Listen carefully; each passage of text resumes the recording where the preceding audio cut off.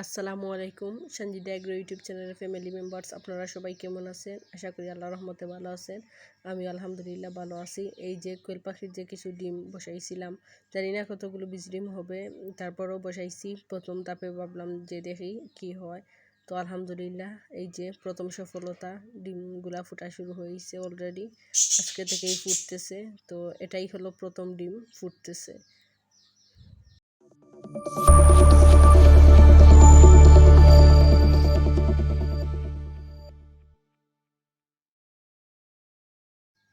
এখানে কিছু মুরগের ডিম, দেশি মুরগির ডিম আর কিছু কোয়েল পাখির ডিম একসাথে আছে। তো এই যে আলহামদুলিল্লাহ এটা থেকেও বাচ্চা অলরেডি বের হচ্ছে। এই যে আসলে বাচ্চাগুলো বের হতে কিছুটা সময় প্রয়োজন হয়। ওরা অনেকটা যুদ্ধ করে ডিম থেকে বের হয়। ডিমের কুসাটা পাঠানোর পর ওটা থেকে ধীরে ধীরে বের হয়। তো এই যে বের হইতেছে এইটাও।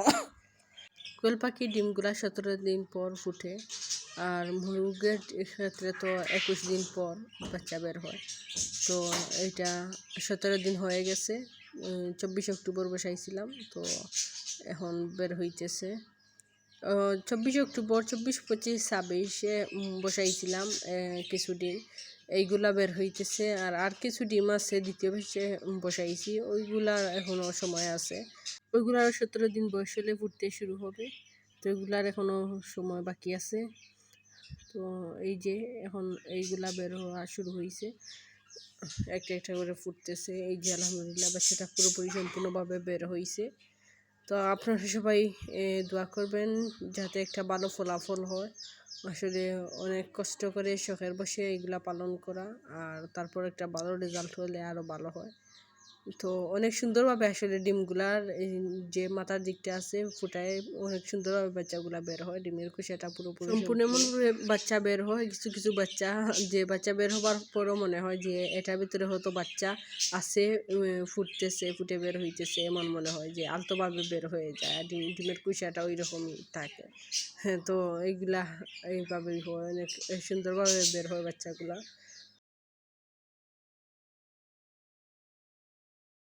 এতক্ষণ শুধু ডাকনাটা বের হয়েছিল পাকাটাই, যে এখন পাটাও বের হয়েছে। পা দিয়েও টেলা দিয়ে বের হয়। এই যে ডিম যে নড়াচড়া করতেছে, বাচ্চাটা নড়াচড়া করতেছে, সেই জন্য বাকি বাচ্চাগুলোও এখানে চলে আসছে, টুকরাটুকরি করতেছে। আসলে এগুলা কি বলবো, এত চঞ্চল যে আপনি যদি দেখেন তাহলেই দেখতে রয়ে যাবেন যে এগুলা কীভাবে দুষ্টুমি করতেছে। অনেক ভালো লাগে দেখতে।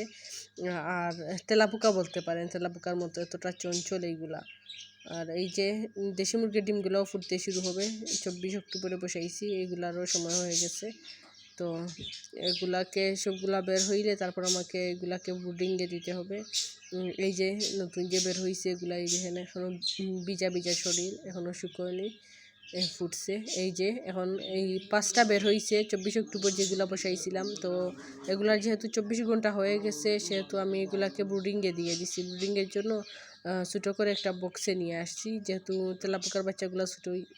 এই দেখেন তেলাপোকার বাচ্চা বলতেছি, তেলাপোকার মতো তো চঞ্চল বলছিলাম, সেই জন্য তেলাপোকাই, এদের কর্মকাণ্ডে তেলাপোকাই মনে হয়, সেই জন্য কোয়েল পাখি বাচ্চাকে তেলাপোকাই বলতেছি। তো এই কোয়েল পাখির বাচ্চাগুলোকে ব্রুডিংয়ে নিয়ে আসছি। এই যে খাবার দিছি, পানি দিছি, প্রথমে লেবুর পানি দিয়ে দিছি। এখন বাকি থাকা ডিমগুলো ফুটতেছে।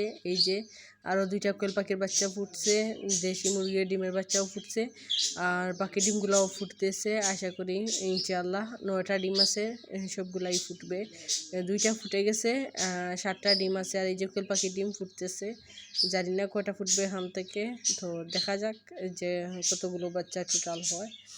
আর শুধু বাচ্চা বের হলেও তো হয় না, সবগুলোকে ব্রুডিং করে সুস্থ সবল রাখতেও হয়। ইনশাআল্লাহ আল্লাহ সবগুলাকে সুস্থ সবল সুস্থতা দান করবে, আর আমিও পুরোপুরি খেয়াল রাখবো। তো এই বাচ্চাটা অনেকক্ষণ যাবৎ বের হবার ট্রাই করতেছে। অলরেডি 2-1 দিন হয়ে গেছে এটা ডিমটা ফুটানোর পর। তো অলরেডি ডিম ফুটানোর 24 ঘন্টার মধ্যেই ওইগুলা ডিমটা আরও বেশি পরিমাণে ফাটানো শুরু করে দেয়। তো এটা বের হইতেছিল না, সেই জন্যই আমার মনে হয়েছে যে এটা কোনোভাবে শক্তি পাইতেছে না, আসলে শক্তিহীন হয়ে গেছে। সেই জন্য এটা ডিমটা ফাটাইতে পারতেছে না, বের হইতে পারছে না, এটাকে আমাকে ফাটিয়ে দিতে হবে। তো আমি হাতে নিচে নিয়ে ওকে ফাটিয়ে দিলাম, তারপরও বের হইতে পারতেছে না। তো ভাবলাম না, এটা পুরোপুরি ফাটাতে হবে, ফাটিয়ে বের করতে হবে, বাচ্চাটাকে না হয় মারা যাবে। এটা যেহেতু বের হতে পারতেছে না নিজে নিজে, তখন এটাকে আমাকেই বের করে দিতে হবে, না হলে বাচ্চাটা এই ডিমের মধ্যেই মারা যাবে। তো আমি আলতো, যাতে বাচ্চাটা আঘাত না পায়, আমি আলতো করে সব দিক থেকে ভালো করে খেয়াল করে আস্তে আস্তে ডিমটাকে ফাটিয়ে দিচ্ছি, বাচ্চাটাকে বের করার চেষ্টা করতেছি। আসলে বাচ্চাটা বের না হলে এটা মারা যাবে, অলরেডি অনেকক্ষণ হয়ে গেছে, বাচ্চাটা বের হতে পারতেছে না। তো আমি দেখতে দেখতে আমার মনে হলো যে এভাবে চলতে থাকলে এটা এখানেই মারা যাবে, এটাকে বার করতে হবে। এই যে আলহামদুলিল্লাহ, তো আমি সফলভাবে এটাকে বার করতে পারছি। এটার মধ্য থেকে ডিমটার ভেতর থেকে বাচ্চাটা বের হয়েছে। তখন এটাকে আমি ইনকিউবেটরের মধ্যে রেখে দেব, যেহেতু বাচ্চাটা অনেক দুর্বল, এটাকে পর্যাপ্ত পরিমাণ তাপের প্রয়োজন। তারপর এটা গা শুকালে তারপর দেখবো যে এটার কী হয়।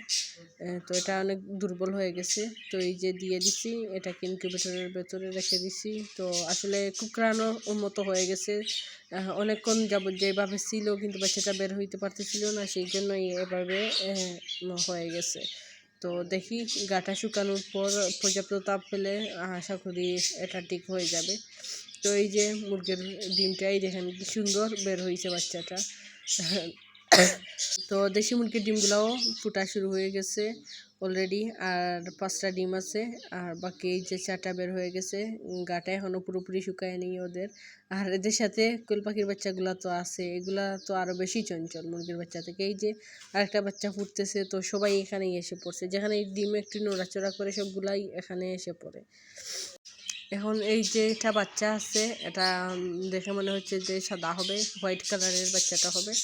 তো হোয়াইট কালার হলে খারাপ না, ভালোই। আর এই যে এই দেখেন, যেমনি এটা বের হইতে যাচ্ছে এমনি এই মুরগির বাচ্চাটা এসে টুকরানো শুরু করে দিচ্ছে। এগুলো এমনই করে, কোয়েল পাখির বাচ্চা বলো বা দেশি মুরগির বাচ্চা, যখন নড়াচড়া করে তখন ওরা দৌড় দিয়ে এখানেই চলে আসে সবগুলো। তো এটাও অলরেডি বের হয়ে গেছে। এই যে হোয়াইট কালার সাদা কালার যে সম্পূর্ণটা এই সাইডে যে কোয়েল পাখির বাচ্চা আসছে, এসে টুকরাচ্ছে ওইগুলা। খুব সুন্দরভাবে কোয়েল পাখি এবং মুরগির বাচ্চা সুন্দরভাবে আসছে। আমি ভাবলাম যে এগুলা একটু বড়, আর কোয়েল পাখির বাচ্চা ছোটো, অথবা নিচে পড়ে সমস্যা হতে পারে। তো না, দেখলাম যে বেশ চালাক কোয়েল পাখির বাচ্চাগুলা, খুব চঞ্চল। তো এখন এদেরকে 24 ঘন্টা হয়ে গেছে, সবগুলার গা শুকাই গেছে। তো এখন এদেরকে আমি ব্রুডিংয়ের জন্য আলাদা করে নিব, যেহেতু মুরগির বাচ্চা আবার কোয়েল পাখির বাচ্চা একসাথে আছে। তারপরে আরও কিছু কোয়েল পাখির ডিমও আছে, ডিমগুলাকে ওরা উলট পালট করে দেবে, যেহেতু একটু বড় হয়ে গেছে। এই যে যেভাবে দৌড়াদৌড়ি করবে, ডিমগুলা উল্টাই পাল্টাই দিবে। তো এক্ষেত্রে কি হবে, কোয়েল পাখির যে ডিমগুলো আছে ওইগুলোর ক্ষেত্রেও সুবিধা হবে, যে পর্যাপ্ত পরিমাণ তাপ আমি উল্টাই দিলাম এক সাইডে, তারপর এই যে মুরগির বাচ্চা কোয়েলের বাচ্চা দৌড়াদৌড়ি করে ছুটাছুটি করে ওইটারে আবার উল্টাই দিল। তো এক্ষেত্রে পর্যাপ্ত তাপ হবে না। আসলে আমি যে 24 ঘন্টার মতোই রাখছি, এক্ষেত্রে আমি এই জিনিসটা লক্ষ্য করছি। তো আর পর্যাপ্ত সময় হয়ে গেছে, এখন এদেরকে নিয়ে গ্লুকোজ বা লেবুর পানি দিতে হবে, তারপর খাবার, লাইসোবিট সব কিছু ব্রুডিংয়ের ব্যবস্থা করতে হবে, না হলে তো এগুলা পর্যাপ্ত পরিমাণ সুস্থ হবে না, সবল হবে না, সমস্যা দেখা দেবে। তো এখন যেহেতু ওরা 24 ঘন্টা হয়ে গেছে, ওদের এখন খিদেও লাগবে, ওদেরকে এখন খাবার পর্যাপ্ত পরিমাণ যে এখন যেটা প্রয়োজন সেটা দিতে হবে। তো এখন ব্রুডিংয়ের জন্য একটা ছোটো কার্টুনে প্রথমে নিয়ে নিয়েছি, যেহেতু একটা একটা করে নেওয়া অনেক লম্বা কাজ হয়ে যাবে, সেহেতু একটা ছোটো কার্টুনে করে নিয়ে আসছি। এই যে এখানে ব্রুডিং সেট আপ ঠিক করে রাখছি একটা বড় কার্টুনের মধ্যে। এটাতে আগে ওইগুলাকে ব্রুডিং করছিলাম, তো ওইগুলা যেহেতু একটু বড় হয়ে গেছে, ভ্যাকসিন ট্যাকসিন প্রয়োগ করে দিছি মুরগির বাচ্চা, ওইগুলারে আমি একটা ক্যারেটের মধ্যে রেখে দিছি, ওইখানে আছে। আর এগুলাকে ব্রুডিংয়ে নিয়ে আসছি, সবগুলাকে ব্রুডিংয়ে এখন দিয়ে দিছি একটা একটা করে। তো মুরগির বাচ্চা আছে 9টা, আর কোয়েল পাখির বাচ্চা আছে 8টা। তো টোটাল 17টা বাচ্চা আছে, দুটা মিলায়। তো এখানে ব্রুডিংয়ে লাইটে নিচে একটা একটা করে দিয়ে দিতেছি সবগুলাকে। এখানে এদেরকে খাবার, তারপর খাবার পানি সব কিছুই দিব। কিছুদিন ভ্যাকসিন ট্যাকসিন করা অবধি এগুলা এখানেই ব্রুডিং করব, যতক্ষণ ভ্যাকসিন করছি না, ভ্যাকসিন সম্পূর্ণ করে তারপর এদের জায়গা চেঞ্জ করে দিব ইনশাআল্লাহ। আসলে ভিডিওগুলা করতে গেলে অনেক লম্বা হয়ে যায়। আসলে খুশির মুহূর্তগুলা প্রতিটা মুহূর্ত আপনাদের সাথে শেয়ার করতে ইচ্ছে হয়, শেয়ার করি। অনেকের হয়তো ভালো লাগে, অনেকের আবার বোরিংও লাগতে পারে। তো আসলে অনেক কিছু আপনাদের দেখানোর চেষ্টা করি। আমার থেকে আপনারা কিছু শিখবেন, আবার আমার ভুল হলে আপনারা শিখিয়ে দিবেন। আপনাদের থেকে আমি শিখব, সেই উদ্দেশ্যেই আসলে ভিডিওগুলো করা হয়। আর আনন্দের মুহূর্তগুলা সবার কাছে তুলে ধরলে আরও ভালো লাগে। তো এই যে এখন খাবার দিয়ে দিচ্ছি পাখিগুলাকে, মুরগির বাচ্চা পাখি দুইটাই খাবে। আসলে এটা হলো সোনালি স্টেটার যে ছোটো যে ফিডটা আছে কোয়েল পাখির জন্য, কোয়েল পাখির বাচ্চাকে দে, ওইটাকে আমি ব্লেন্ডার করে নিছি, ওইটার গুঁড়া গুঁড়া করে নিছি। কারণ যেহেতু ওইগুলো ছোটো বাচ্চা, গুঁড়া গুঁড়ো না করে দিলে খেতে পারবে না। আর এই যে চালের কুদ দিয়ে দিছি এই যে মুরগির বাচ্চার জন্য, কিছু চালের কুদ দিয়ে দিছি, মুরগির বাচ্চা খাবে। আর এই যে পিরিচের মধ্যে দিয়ে দিচ্ছি পানি, ওইটা গ্লুকোজ নাই, আমাদের এখানে পাওয়া যায়নি। তো সেহেতু গ্লুকোজের পরিবর্তে লেবুর পানি দিলেই হয়। তো 24 ঘন্টায় লেবুর পানিটাই খাবে।